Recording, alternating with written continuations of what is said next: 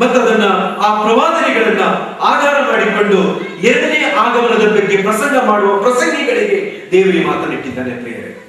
ಆದುದರಿಂದ ಪ್ರಿಯ ಸಹೋದರ ಸಹೋದರಿಯರೇ, ಪ್ರವಾದಿಗಳಲ್ಲಿ ನಿಮಗೆ ನಂಬಿಕೆ ಉಂಟು? ಪ್ರವಾದಿಗಳ ಪ್ರವಾದನೆಗಳ ಮೇಲೆ ನಿಮಗೆ ವಿಶ್ವಾಸವಿದೆಯೋ? ವಿಶ್ವಾಸವಿರೋದಾದರೆ ನಮ್ಮ ಪೂರ್ವಿಕರು ಎದ್ದು ಬರುತ್ತಾರೆ. ಒಂದು ವೇಳೆ ಯೇಸು ಕ್ರಿಸ್ತನು ಬರುವುದಕ್ಕಿಂತ ಮುಂಚೆ ನಾನಾಗಲಿ ನೀವಾಗಲಿ ನಿದ್ರೆ ಹೋದರೂ ಸರಿಯೇ, ನೀವು ನಿರ್ಮಿಸಲ್ಪಡುತ್ತೀರಿ. ಅದನ್ನೇ ಅಪೊಸ್ತಲನಾದ ಪೌಲನು ಇಲ್ಲಿ ಬಹಳ ಸ್ಪಷ್ಟವಾಗಿ ಹೇಳುತ್ತಾನೆ ಅಂತ ಹೇಳಿದರೆ, ಮೊದಲು ಅವರು ಸತ್ತವರು, ಆಗ ಕ್ರಿಸ್ತನಲ್ಲಿ ಸತ್ತವರು ಮೊದಲು ಎದ್ದು ಬರುವರು, ಆಮೇಲೆ ಜೀವದಿಂದುಳಿದಿರುವ ನಾವುಗಳು ಎದ್ದು ಬರುವೆವು. ಪ್ರಿಯ ಸಹೋದರ ಸಹೋದರಿಯರೇ, ಅದಕ್ಕಿಂತ ಮುಂಚೆ ಆತನೊಂದು ಮಾತನ್ನು ಬಳಸಿದ, ಏನಂದ್ರೆ ಕರ್ತನು ಪ್ರತ್ಯಕ್ಷನಾಗುವವರೆಗೂ ಜೀವದಿಂದುಳಿದಿರುವ ನಾವು ನಿದ್ರೆ ಹೋದವರಿಗಿಂತ ಮುಂದಾಗುವುದೇ ಇಲ್ಲ. ಏನಿದರ ಮರ್ಮ? ಇದರ ಮರ್ಮ ಇಷ್ಟೇ: ಪ್ರಥಮ ಪುನರುತ್ಥಾನದಲ್ಲಿ ನಿದ್ರೆ ಹೋದವರು ಭಾಗಿಗಳಾಗುತ್ತಾರೆ. ಒಂದು ವೇಳೆ ಕರ್ತನಾದ ಯೇಸು ಕ್ರಿಸ್ತನು ಮಧ್ಯ ಆಕಾಶಕ್ಕೆ ಬಂದು ಇಳಿಯುವುದಕ್ಕಿಂತ ಮುಂಚೆ ನಾವು ನಿದ್ರೆ ಹೋಗಿದ್ದರೆ ನಾವು ಧನ್ಯರು. ಯಾಕೆಂದ್ರೆ ದೇವರ ವಾಕ್ಯ ಹೇಳುತ್ತದೆ, ಕರ್ತನ ಭಕ್ತರಾಗಿ ನಿದ್ರೆ ಹೋಗುವವರು ಧನ್ಯರು. ಕರ್ತನ ಭಕ್ತರಾಗಿ ನಿದ್ರೆ ಹೋಗುವವರು ಧನ್ಯರು. ಕರ್ತನು ತನ್ನ ಭಕ್ತರ ಮರಣವನ್ನು ಅಲ್ಪವೆಂದೆಣಿಸುವುದಿಲ್ಲ. ಕರ್ತನ ಭಕ್ತರ ಮರಣವು ಕರ್ತನ ದೃಷ್ಟಿಯಲ್ಲಿ ಅಮೂಲ್ಯವಾಗಿದೆ. ಪ್ರಿಯ ಸಹೋದರಿ ಸಹೋದರರೇ, ಮರಣಕ್ಕೆ ಅಂಜಬೇಡಿರಿ. ಮರಣವು ಭಕ್ತರ ಧನ್ಯತೆಯನ್ನು ಸೂಚಿಸುತ್ತದೆ. ಮರಣವು ನಿಜ ಜೀವನದ ವಿಶೇಷವಾದಂತಹ ಒಂದು ದಾರಿಯನ್ನು ತೋರಿಸಿಕೊಡುತ್ತದೆ. ಮನುಷ್ಯನ ಈ ಭೂಲೋಕದ ಬದುಕು ಇದು ಕೇವಲ ತಾತ್ಕಾಲಿಕ. ಮರಣಾನಂತರ ಉಂಟಾಗುವ ನಿಜ ಬದುಕೇ ನಿಜವಾದ ಬದುಕು ಪ್ರಿಯರೇ. ಆದುದರಿಂದ ನಾವು ಧನ್ಯರು.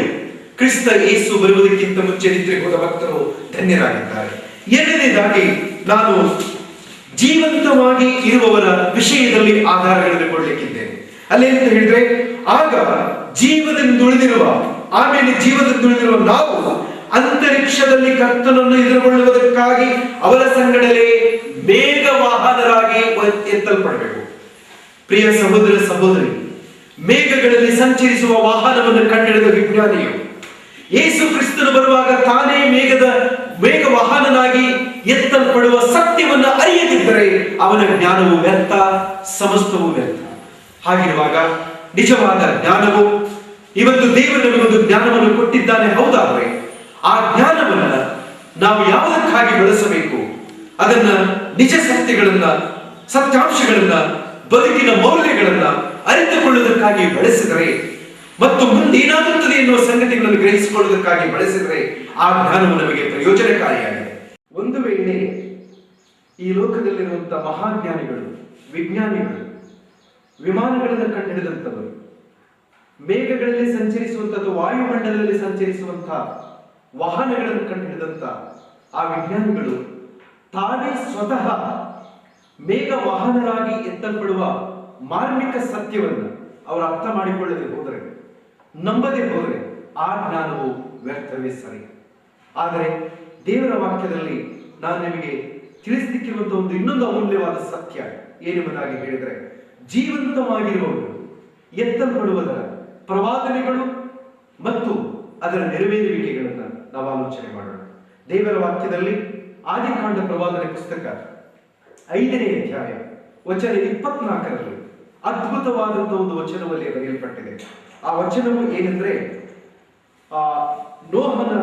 ಹನೋಕನು ಅಲ್ಲಿ 10 ಮಹಾತಲೆಗಳು ಬರ್ತದೆ. 10 ಮಹಾತಲೆಗಳಲ್ಲಿ ಕೊನೆಯ ತಲೆ ನೋಹನನಾಗಿದ್ದಾನೆ. ಅವನಲ್ಲಿ ಆ 10 ತಲೆಗಳಲ್ಲಿ ಒಬ್ಬ ಮಹಾಭಕ್ತನ ವಿಷಯದಲ್ಲಿ ಹೀಗೆ ಬರೆಯಲ್ಪಟ್ಟಿದೆ: ಹನೋಕನು ದೇವರೊಂದಿಗೆ ಅನ್ಯೋನ್ಯವಾಗಿ ನಡೆದುಕೊಳ್ಳುತ್ತಾ ಇರುವಾಗ ದೇವರು ಅವನನ್ನು ಕರೆದುಕೊಂಡದ್ದರಿಂದ ಕಾಣದೇ ಹೋದನು ಎಂಬುದೇ.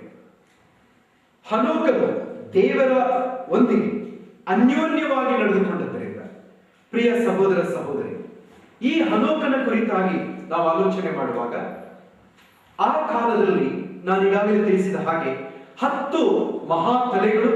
ಆ 10 ಮಹಾತಲೆಗಳಲ್ಲಿ ಅತಿ ಕಡಿಮೆ ವಯಸ್ಸನ್ನು ಬಳಸಿದವನು ಎಂದರೆ ಈತನು. ಇವನು 365 ವರ್ಷಗಳ ಕಾಲ ಬದುಕಿದ. ಇವನ ಜೀವಮಾನ ಕಾಲದ ಆಯುಷ್ಯ ಇಷ್ಟೇ. 65 ವರ್ಷದವನಿರುವಾಗ ಇವನು ದೇವರನ್ನ ಕಂಡುಕೊಂಡ. ದೇವರನ್ನ ಅನುಭವಿಸಿದನು, ದೇವರೊಂದಿಗೆ ನಡೆದಾಡುವುದಕ್ಕೆ ಅವನು ಪ್ರಾರಂಭಿಸಿದನು. ಅಂದು ಆರಂಭವಾದ ಅವನ ನಡತೆ, ದೇವರೊಂದಿಗಿನ ನಡತೆ, ದೇವರೊಂದಿಗೆ ನಡ್ಕೊಳ್ಳುತ್ತಾ ಇರುವಂತಹ ಜೀವಿತ 300 ವರ್ಷಗಳವರೆಗೆ ಇತ್ತು. 300 ವರ್ಷಗಳು ತುಂಬುವಾಗ ಅವನು ಎತ್ತಲ್ಪಟ್ಟನು. ಯಾಕೆಂದರೆ ದೇವರು ಈ ಕಾರ್ಯವನ್ನು ಮಾಡಿದ ಉದ್ದೇಶವೇನೆಂದರೆ, ಮುಂದೆ ಯುಗ ಅಂತ್ಯದಲ್ಲಿ, ಅಂದ್ರೆ ಅರ್ಥಾತ್ ತಾನು ನಿಷ್ಕರ್ಷೆ ಮಾಡಿದ, ತಾನು ಕಾಲ ಪರಿಪೂರ್ಣವಾದಾಗ ನೆರವೇರಿಸಬೇಕಾಗಿದ್ದಂತ ಒಂದು ಅಮೂಲ್ಯವಾದ ಸತ್ಯ, ಅಂದ್ರೆ ಭೂನಿವಾಸಿಗಳನ್ನ ಪರೀಕ್ಷಿಸುವುದಕ್ಕೆ ಬರುವುದಕ್ಕಿರುವಂತಹ ಆ ಮಹಾಸಂಕಟ ಕಾಲದಲ್ಲಿ ದೇವ ಭಕ್ತರನ್ನ ಬಿಡದೆ, ದೇವ ಭಕ್ತರನ್ನ ಅಲ್ಲಿಂದ ತಪ್ಪಿಸುವುದಕ್ಕೋಸ್ಕರ ಸಿದ್ಧಪಡಿಸಿದಂತ ರ್ಯಾಪ್ಚರ್, ಅದಕ್ಕಾಗಿ ಸಿದ್ಧಪಡಿಸಿದಂತ 3ನೇ ಆಕಾಶ, ಅದಕ್ಕಾಗಿ ಸಿದ್ಧವಾದಂತ ಭಕ್ತರ ಈ ದೇಹಗಳ ಪುನರುತ್ಥಾನ, ಇವೆಲ್ಲವುಗಳ ಅರಿವನ್ನ ಈಗಾಗಲೇ ದೇವರು ನಮಗೆ ಕೊಟ್ಟನು. ಅದೇ ಪ್ರಕಾರ ಜೀವಂತವಾಗಿದ್ದಂತ ಭಕ್ತರು ಕೂಡ ನಿರಾಶೆ ಆಗಬಾರದು, ನಿರೀಕ್ಷೆಯನ್ನು ಕಳ್ಕೊಳ್ಳಬಾರದು. ಅವರಿಗೂ ಸಹ ರ್ಯಾಪ್ಚರ್ ಆಗ್ತದೆ. ರ್ಯಾಪ್ಚರ್ ಆಗ್ತದೆ ಎಂದು ಹೇಳುವಾಗ ದೇಹ ನಾವು ಬಿಡುತ್ತೇವೆ ಅಂದ್ರೆ ಅರ್ಥ, ಒಂದು ವೇಳೆ ಇಹಲೋಕವನ್ನು ನಾವು ಬಿಡುವ ಸಂದರ್ಭದಲ್ಲಿ ನಮ್ಮ ದೇಹದಿಂದ ಆತ್ಮ ಬೇರ್ಪಟ್ಟು ನಮ್ಮ ದೇಹ ಭೂಮಿಗೆ ಸೇರುತ್ತದೆ. ಜೀವಂತವಾಗಿರುವುದಾದ್ರೆ ನಾವು ಈ ಶರೀರವನ್ನು ಬಿಡುವುದಿಲ್ಲ. ಈ ಶರೀರವು ಬೇರೊಂದು ಶರೀರವನ್ನ, ಅಂದ್ರೆ ಮಹಿಮಾ ಶರೀರವನ್ನ ಇದು ಧರಿಸಿಕೊಳ್ಳುತ್ತದೆ. ಇಲ್ಲಿ ನಡೆದದ್ದು ಅದೇ. ಹನೋಕನಿಗೆ ದೇವರು ಮಹಿಮಾ ಶರೀರವನ್ನು ಕೊಟ್ಟನು. ಅವನ ಆ ಶರೀರವನ್ನ ಮಹಿಮಾ ಶರೀರಕ್ಕೆ ಮಾರ್ಪಡಿಸಿದನು. ಆ ಮಾರ್ಪಡಿಸಿದ್ದರಿಂದ ಅವನು ಕಾಣದೆ ಹೋದನೆಂಬುದಾಗಿ ದೇವರ ವಾಕ್ಯದಲ್ಲಿ ನಾವು ನೋಡುತ್ತೇವೆ. ಅವನು ಮತ್ತೆಂದೂ ಲೋಕದೊಳಗೆ ಕಾಣಲಿಲ್ಲ.